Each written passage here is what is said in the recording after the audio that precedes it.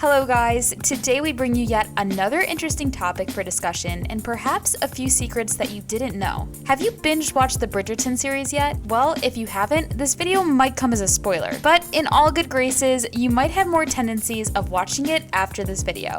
For the rest of you who have devoured all 8 episodes on the Netflix series after its December 25th premiere and are currently contemplating what to do with the rest of your lives, the answer is perhaps it's time you have a rewatch. But this time, with an insider's guide to all the secrets that you missed in the hit historical romance drama. Bridgerton is produced by Shonda Rhimes' production company, Shondaland, and is based on a book series written by Julia Quinn. The show is set in the early 19th century, Regency London, and has been celebrated for its diverse cast, intriguing storylines, elaborate sets and costumes, and lots of hot sex scenes. And though it's a period drama, Bridgerton incorporates elements from today's pop culture, weaving in instrumental versions of songs like the likes of Taylor Swift and Ariana Grande, and also pays tribute to styles made famous by the likes of Beyonce. So let's find out 15 secrets about Bridgerton. But just before we go into all of it, do not forget to subscribe to the channel and turn on post notifications to get more videos once dropped.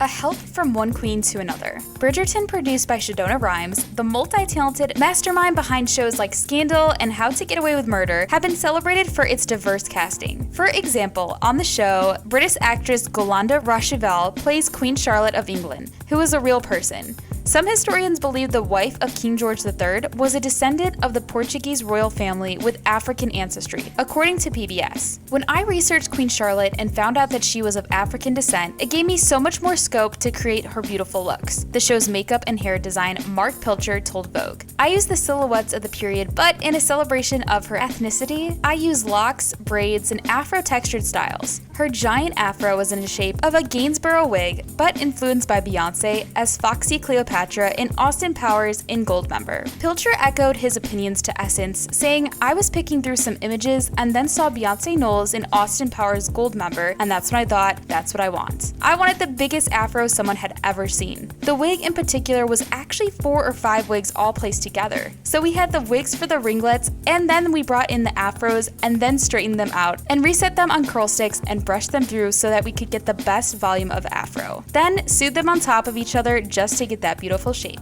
Adjoa Ado helped create Lady Danbury's signature look. Lady Danbury has a walking cane with her at all times. Actress Adoda Anon, who plays Lady Danbury, told New African magazine, "If you look at Regency men of that period, they would always have a cane and a hat. For me, the fact that she's a widow meant I wanted her to embody some of the masculine within her femininity, in a way to reflect her particular position of wealth and power that she had within a society that didn't allow women a huge amount of freedom. So I requested a hat.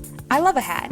Elizabeth Taylor helped Lady Featherington find color. At the first fitting of Lady Featherton, I noticed that her outfits were heavily influenced by the 1950s. So rather than giving her a straightforward Regency hair and makeup, I looked at pictures of Elizabeth Taylor and Deborah Kerr, Pilcher told Vogue, and created a 1950s look with a Regency silhouette. Louise and Penelope are actually real friends. Claudia Jessie, who plays Louise Bridgerton, and Nicole Collin, who plays her pal Penelope Featherton, are friends in real life, according to showrunner Chris Van Dusen. In the writer's room, we refer to them as Penulci, he told Screen Rant. That's slowly becoming a thing, as the fans of the books tweet and are on Instagram. I think they're using the hashtag a lot. He added, "When we saw them, we immediately knew that was Penelope and that was Louise Bridgerton. I think we have something special with them." A tribute to the dead.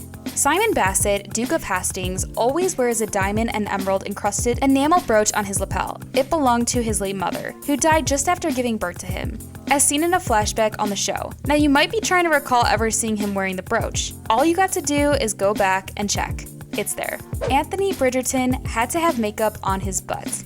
Jonathan Bailey, who plays Anthony Bridgerton, the family's eldest son, had to have makeup applied to his butt for a sex scene. There is a moment where they go, "Can we lower the britches?" And when I lowered the britches for the first time, they went, "Can we call in makeup?" He said on the British TV show Lorraine. It was just to de-shine the body. Daphne's wardrobe is huge. "I have 93 dresses." Phoebe Denvor, who plays Daphne, told Glamour. "That's just mad. They're all made from scratch and hand embroidered. And there's 6 people making just Daphne's dresses." The reason why Daphne's wardrobe is blue. Daphne always wore blue. That was her favorite color in the beginning. In her innocent stage, costume designer Ellen Morachi told BuzzFeed. Her colors changed as she evolved and she became the Duchess, a married woman with her own ideas. We actually deepened the palette a little bit, made it a little dustier, a little bit richer and deeper. The sex scenes were heavily choreographed. On Bridgerton, notably in season's 1 episode, number 6, Daphne Bridgerton and Simon Bassett, the Duke of Hastings, get it on in pretty much every room in his house. An intimacy coordinator worked with the pair and other cast members for nude and sex scenes, which showrunner Chris Van Dusen said were choreographed. It was all so the cast would feel comfortable. We really left it in the hand to take the scenes for as far as they wanted to take them, he told E! News. Those scenes were heavily choreographed. Much like an action sequence, like your hand goes here, your leg goes there, they were really rehearsed. Denevor told E! News, "I feel really proud of those scenes, honestly. We worked really hard at making them feel real. I felt very safe. We blocked them out like they were their own stunts." The controversial sex scene. In one sex scene, Daphne, having recognized she had misunderstood her husband Simon's comments about stirring children and having recently discovered how babies are conceived, takes control of the situation to try to get what she wants. Every aesthetic detail in that controversial moment was planned, and the actress who plays the Duchess, Phoebe Denvor, had a strong say in her character's portrayal. We were very clear that there needed to be a show of power. So it's Daphne who takes her own hair out of the braids, and it's Daphne who pushes him away so he can see her. Lizzie Talbot, Bridgerton's intimacy coordinator, told Vulture. Phoebe wanted to remove her hair from the braids herself because it's an empowering movement and so much is tied up in a woman's hair at that time. That's a very definite moment, and that isn't rooted in the sexual act, but it's paving the way for it. The challenge that came with size. Daphne and Simon spent quite a bit of time in bed, and other places if a bed is unavailable at the opportune moment. The crew faced the challenge of making sure both actors do not fall off the reduced side Regency beds. One of the interesting things about Bridgerton was that so many scenes we did involve beds were on beds of Regency size. We had to work really hard to make sure that there wasn't any rolling over action, which happens quite a lot in these scenes, that they didn't accidentally roll off the bed. She added, "That was a real issue.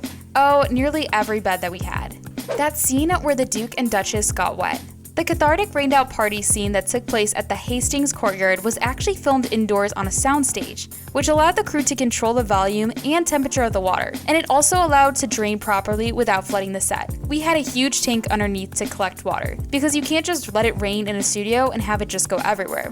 It got to be properly collected. Set director Gina Cromwell told BuzzFeed. So there was an enormous range of pipes and things going on. I mean, from my point of view, I was just involved with making sure that there were flowers, always flowers, and that there was a flood and pretty things like that.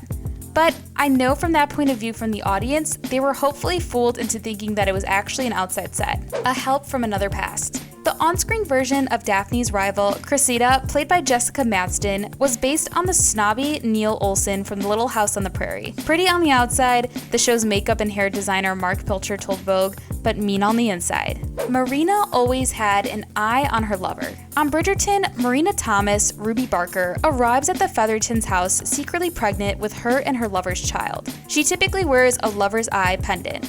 That's just to symbolize that she has a lover that nobody knows. BuzzFeed quoted John Glazer, one of the show's costume designers, as saying, "Usually the miniatures were up to the person, so people knew who they were, but they wouldn't display them. She has an eye. So she's the only one who knows who her lover is." The big reveal at the season finale was an actual secret mission. In the season 1 finale, the identity of gossip newsletter writer Lady Whistledown is finally revealed. It was so much fun, Nicole Caldwin, aka Penelope, told Variety. "We had to film that in the middle of COVID. I had to be super secret. I had to be flown over from Ireland and tested, and do the fitting. It was hyper secret. I couldn't let anyone know I was there or what was going on, but it was so much fun to film that." The climatic scene, the actress said, was the only Bridgerton scene filmed during the COVID era. She explained that season 1 wrapped at the end of February at the start of the coronavirus pandemic. When asked if there would be a second season, Coughlin said, "We all really hope so. It's a real joy to make, and the response has been beyond our wildest dreams." That's all we have on amazing secrets on Bridgerton you probably didn't know. Yeah, you might want to go check out the series if you haven't. It's a good watch. Also, give this video a thumbs up if you enjoyed it. We post constant new update videos all the time, so make sure that you're subscribed to our channel to never miss a video. It's easy. Just click that subscribe button, and as always, feel free to tell your friends and your family to check us out. See you in the next one.